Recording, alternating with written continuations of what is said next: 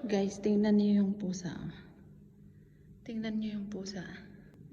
Inaano niya yung mga ibon sa labas ng bintana. Ayun oh. Ha.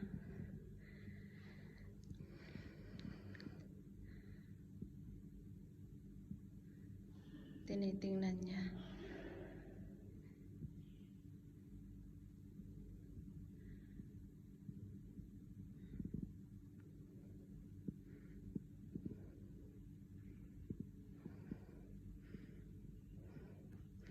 Ganyan siya eh.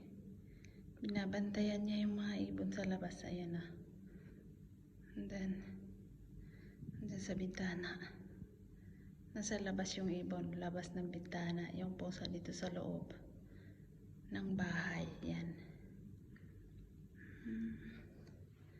Wala yung si Silver dito eh. Nasa ibang bahay papaanakan. Kaya dinala dun sa kabilang bahay. Ayan, ganyan siya. Ayan na. Yung mga ibon, wildlife.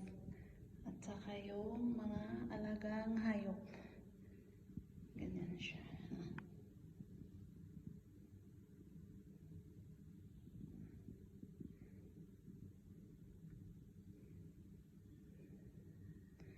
Maamo yung mga ibon dito eh. Lagi yan, kahit may tao, lumalapit, ganun. Kasi pinapakain kasi sila kaya ganun.